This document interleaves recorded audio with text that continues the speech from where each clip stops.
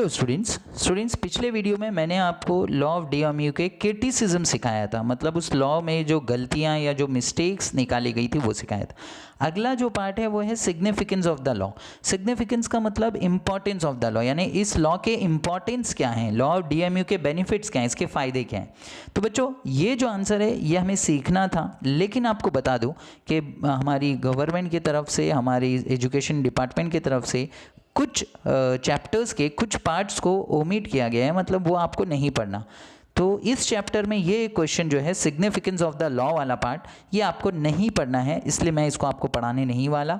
हम डायरेक्ट इस चैप्टर के एक लास्ट पार्ट पर जाएंगे जो मैं आपके लिए स्क्रीन पर ला रहा हूँ, और वो लास्ट पार्ट है relationship between marginal utility and price.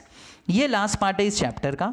ये पार्ट अगर हमारा हो जाएगा स्टूडेंट्स तो आपका सेकंड चैप्टर जो है वो फुलफिल हो जाएगा, पूरा कंप्लीट हो जाएगा। अब इस पार्ट में हमें क्या सिखाया जाने वाला है, इस पार्ट में हमें ये सिखाया जाने वाला है कि मार्जिनल यूटिलिटी और प्राइस के बीच में क्या रिलेशनशिप होता है, दोनों के बीच में क्या रिलेशनशिप है। तो इसको समझने के लिए स्टूडेंट, इसको अंडरस्टैंड करने के लिए हमें जो एक्सप्लेनेशन पार्ट है उसको देखना पड़ेगा। तो हम स्टार्टिंग ले लेते हैं शुरू के लाइन से। Let us discuss the relationship between marginal utility and price in order to understand how the law of diminishing marginal utility forms the basis of the law of demand. और इसी चीज़ से हम अपने आने वाले चैप्टर के जो कॉन्सेप्ट्स हैं उनको सीखेंगे, जिसमें एक कॉन्सेप्ट आएगा लॉ ऑफ डिमांड का, एक और मतलब लॉ आएगा। It is a perfect example of practical application of the law of DMU, that is diminished marginal utility. To understand the relation, it is essential to convert marginal utility in terms of money. इस concept को समझने के लिए हमें थोड़ा सा एक काम करना होगा कि मार्जिनल यूटिलिटी को हमें कन्वर्ट करना होगा मनी के टर्म्स में, so that it can be compared with market price.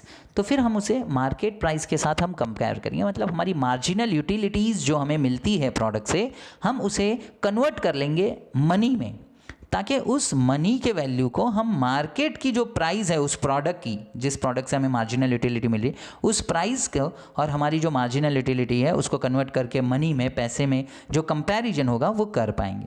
इसीलिए यहाँ पर एग्जांपल लिया, let us assume 1 unit of marginal utility is equals to ₹10। यानी अगर हमें अपने प्रोडक्ट से एक मार्जिनल यूटिलिटी मिल रहा है तो वो 10 रुपए के बराबर होगा। अब वो प्रोडक्ट क्या है, कौन सा है, तो यहां हमें दिया है सेकेंड लाइन में, आप देख सकते हैं मार्केट प्राइस पर unit X is equals to ₹50। इसका मतलब क्या, इसका मतलब क्या है स्टूडेंट्स, कि जो प्रोडक्ट आप लेने वाले हो एक्स प्रोडक्ट, उस एक्स प्रोडक्ट का मार्केट प्राइस 50 रुपए है। ध्यान रखिएगा, एक्स प्रोडक्ट का प्राइस 50 रुपए, और उस प्रोडक्ट से अगर आपको एक मार्जिनल यूटिलिटी मिलती है तो वो 10 रुपए के बराबर है, क्योंकि हम उसे कन्वर्ट कर रहे हैं इस कॉन्सेप्ट को समझने के लिए। मैं अब आगे बढ़ जाता हूं, थोड़ा सा स्क्रीन को आपकी कन्वीनियंट के लिए बेटर ले लेता हूं। अब आप देखिए यहाँ पर आपको एक टेबल दिया हुआ है, इस टेबल को आप अच्छे से समझ लीजिए स्टूडेंट। इस टेबल में 5 कॉलम है, पहला है नंबर ऑफ यूनिट, दूसरा है MU यूनिट ऑफ एक्स, तीसरा है MU in terms of money, that is 1 unit is equals to 10 rupees, यानी एक यूनिट जो है वो चेंज हो जाएगा 10 रुपए में, थर्ड कॉलम। फोर्थ कॉलम है market price divided by unit, यानी x इज इक्वल्स टू 50, और लास्ट हम कंपैरिजन करके देखेंगे, यानी कंपैरिजन करेंगे कि MU और प्राइस का क्या रिलेशन बन रहा है।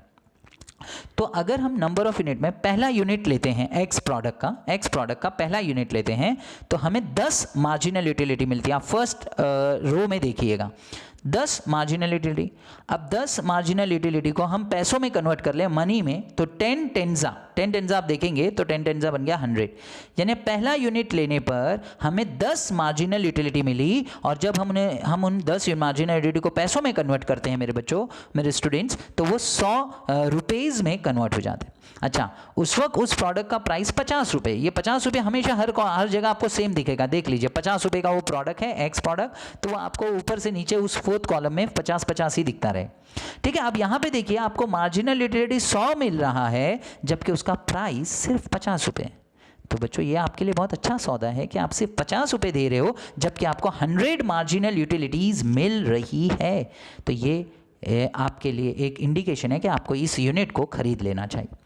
अगर आप दूसरा यूनिट खरीदते हैं तो आपको 8 मार्जिनल यूटिलिटी मिलती है, और 8 को आप 10 से कन्वर्ट करने के लिए यूज करते हो तो 8 10 80, यानी 80 रुपये बन जाते हैं। तो स्टूडेंट्स इस वक्त 80 मार्जिनल यूटिलिटी आपको मिल जाती है, जबकि उस प्रोडक्ट का प्राइस तो सिर्फ 50 रुपये था। तो 50 रुपये देकर आपको 80 मार्जिनल यूटिलिटी मिल रही है, यानी आपको ये यूनिट दूसरा जो यूनिट है एक्स का वो भी खरीद लेना चाहिए, क्योंकि आप बेनिफिशियल पोजीशन में, आपका एमयू ज़्यादा है और आपके जो पैसे आप दे रहे हो उस प्रोडक्ट के लिए वो कम है। उसी तरह थर्ड यूनिट पर 7 मार्जिनल यूटिलिटी, 7 10 करेंगे तो 70 आता है, 70 रुपये, यानी 70 मार्जिनल यूटिलिटी आपको मिल रहा है और आप दे सिर्फ 50 रुपये रहे हो। तो आप इस थर्ड यूनिट को भी खरीद सकते हो, थर्ड यूनिट आपको खरीदना चाहिए। 1 2 3 यूनिट तक आप खरीदो। चौथे वाले पे देखते हैं, जब चौथा यूनिट एक्स का खरीदा तो उससे हमें सिर्फ 5 यूटिलिटी मिली, और 5 को हम 10 से मल्टीप्लाई करें तो 5 10 होता है 50। ध्यान दीजिएगा स्टूडेंट, 5 यूटिलिटी, हम अपनी यूटिलिटी को 10 से मल्टीप्लाई कर रहे हैं कन्वर्ट करने के लिए, तो 5 10 50 आपको मार्जिनल यूटिलिटी मिला और उसका प्राइस भी 50 रुपये है। इसलिए लास्ट कॉलम में आप जो देख रहे हो ब्लू वाले शेडेड पार्ट में, तो 50 MU is equals to 50 rupees, यानी यहां पर आप जितना पैसा पे कर रहे हो आपको उतनी मार्जिनल यूटिलिटी मिल रही है। 50 रुपये दे रहे हो, 50 मार्जिनल यूटिलिटी मिल रही। लेकिन उसके आगे अगर आप बढ़ते हो, यानी 5th यूनिट लेते हो, तो 5वें यूनिट पर आपका मार्जिनल यूटिलिटी सिर्फ 3 हो जाता है, सिर्फ 3, और 3 को 10 से मल्टीप्लाई करेंगे तो 30 बनता है, यानी आपका मार्जिनल यूटिलिटी 30 यूनिट्स का होगा। 30 यूनिट्स का स्टूडेंट समझ लीजिए, जबकि आप 50 रुपये उसके लिए पे कर रहे हो, तो यहाँ पैसे ज़्यादा जा रहे हैं, मार्जिनल यूटिलिटी कम मिल रही है। तो इट शोज़ आपको ये 5th यूनिट नहीं खरीदनी है, आपको इसको बाय नहीं करना चाहिए। 5th के बाद 6th यूनिट में भी वही होने वाला है कि आप जब कैलकुलेशन देखोगे, एक ही मार्जिनल यूटिलिटी, उसको 10 से मल्टीप्लाई किया तो 10 1 10, 10 रुपये आप लोगों को, मतलब 10 मार्जिनल यूटिलिटी यहाँ दिखेगा, जबकि 50 रुपये आप पे कर रहे हो। सोच लो, आप लोग 50 रुपये दे रहे हो और मार्जिनल यूटिलिटी सिर्फ 10 आपको मिल रहा है। तो स्टूडेंट आपको ये बात भी ध्यान रखनी है, आपको ये यूनिट भी नहीं खरीदना है।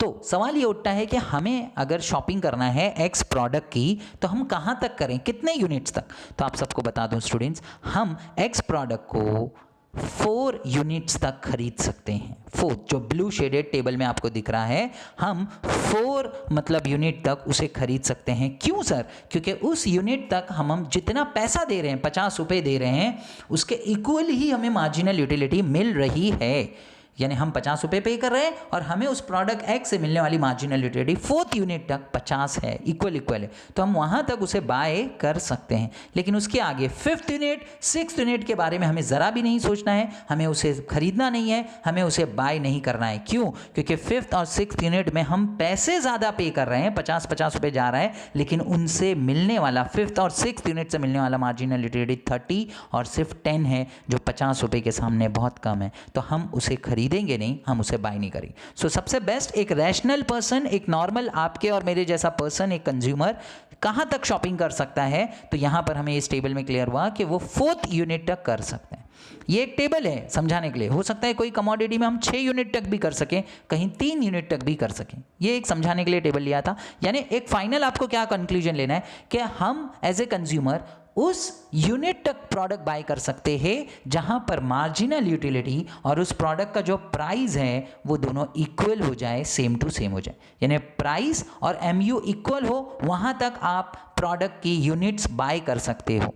लेकिन अगर कभी ऐसा होने लगे कि आप पैसे ज़्यादा पे कर रहे हो और आपको मिलने वाली मार्जिनल यूटिलिटी कम हो, तो आपको ऐसे प्रोडक्ट को नहीं बाय करना, आपको खरीदना नहीं है। अब जो चीज़ें मैंने इस टेबल में एक्सप्लेन कर दी, उसका एक्सप्लेनेशन यहाँ नीचे दिया हुआ है स्टूडेंट्स, जो इस पैराग्राफ में आपको दिख रहा है। आप उसे देख लीजिए, ओके, यहाँ पर आप उसे समझ लीजिए, यहाँ पर आपको दे दिया है स्टूडेंट्स। तो बेस्ट हमें कहाँ तक खरीदना है मैंने आपको बता दिया, आपको 4th यूनिट तक ही खरीदना है जहाँ पर मार्जिनल यूटिलिटी और प्राइस इक्वल है। आपको उससे आगे कोई यूनिट नहीं खरीदना, वरना ये एक तरह से आपके लिए लॉस हो जाएगा। तो ये बात को याद रखिए स्टूडेंट्स। यहाँ पर थोड़ा सा डू यू नो में 2 एक्सपर्ट्स की डिटेल है, J.R. हिग्स की और R.J.D. एलन की। इन दोनों ने यूटिलिटी के कॉन्सेप्ट्स में थोड़ा सा चेंजेस करते हुए इनडिफरेंस कर्व के कॉन्सेप्ट्स को लाया था, और इनडिफरेंस कर्व के कॉन्सेप्ट उन्होंने बताए थे। वो हमें अभी हायर क्लासेस में आने वाला है इनडिफरेंस कर्व्स के बारे में, तो that we will continue in the coming lectures. तो यहाँ पर स्टूडेंट्स इन दोनों के नाम याद रखिएगा, इन दोनों ने इनडिफरेंस कर्व के कॉन्सेप्ट्स लाए थे। अब अगर मैं इसके बाद आगे बढ़ूँ तो यहाँ एक्सरसाइज स्टार्ट हो जाती है, यानी यहाँ पर आकर आपका ये सेकंड चैप्टर कंप्लीट हो जाता है, हमारा दूसरा चैप्टर पूरा हो जाता है। होप स्टूडेंट्स यहाँ तक आपको जो समझाया आप समझ गए होंगे। अगर कोई डाउट हो, कोई कन्फ्यूजन हो तो आप उसको क्लियर कर लीजिएगा, आप अपने डाउट को मुझसे पूछ लीजिएगा। अपना ध्यान रखिएगा, अपने मम्मी पापा का ध्यान रखिए, गॉड को हमेशा याद रखें, उनसे प्रे करते रहें। Thank you so much, God bless you.